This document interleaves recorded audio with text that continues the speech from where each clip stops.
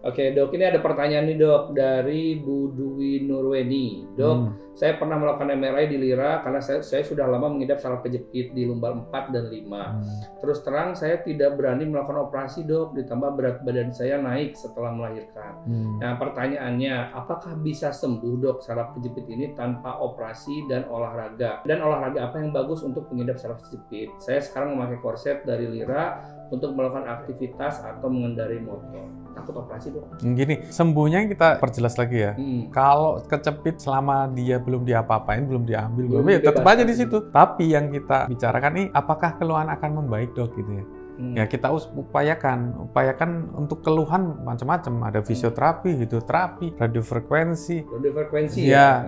Terus kita juga sekarang kan ada dokter gizi nih. Biasanya kita juga langsung ada program. Jadi kayak kami di ortopedi ini, meskipun ortopedi apa sih hubungannya dengan dokter gizi?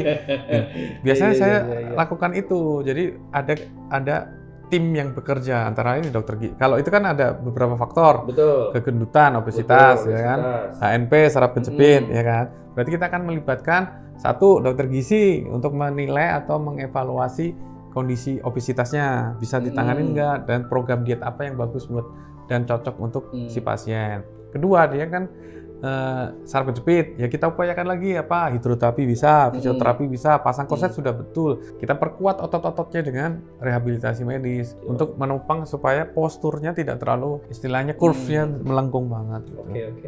Tapi tadi kan dia takut operasi dok. Mungkin saya juga nggak tahu nih, apakah Bu Dwi ini udah tahu tentang tindakan. Maksudnya kayak base itu kan dok ya. Tadi dokter udah sempat jelasin, saya katanya cuma kurang dari 1 cm, tindakan 2 jam. Itu posisi dibius total. Dibius total gitu kan. Dan berapa hari dok? 2 hari Bang. 2 hari udah bisa balik gitu. Jadi mungkin itu juga bisa jadi opsi ya dok. Kalau misalkan bayangannya mungkin operasinya operasi besar yang segala macam, tadi base itu mungkin bisa jadi opsi buat Bu Dwi nih untuk konsultasi gimana teknologi kesehatan sudah semakin maju. Ya, banyak sih sebenarnya.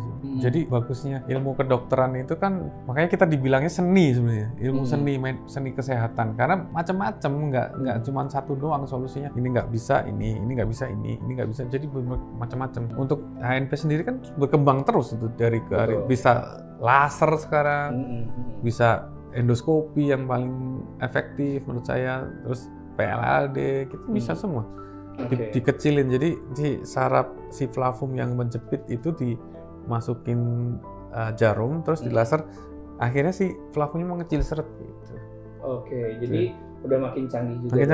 Dan kalau misalkan memang masih takut banget operasi, rehab medis, fisioterapi, hidroterapi. Yang penting memang coba konsultasi lagi dengan dokter yang tepat. Terus setelah itu juga mungkin bisa dibuatkan program yang tadi dokter sampaikan, kolaborasi ya dok, sama dokter gizi klinik gitu dan sebagainya. Jadi Bu Dwi mungkin bisa jadi salah satu opsi nih Bu Dwi gitu. Jadi kalau misalnya sebelumnya sudah sempat konsul, coba cari second opinion, mungkin bisa ke dokter Yuda, nanti bisa diarahkan program-programnya seperti apa.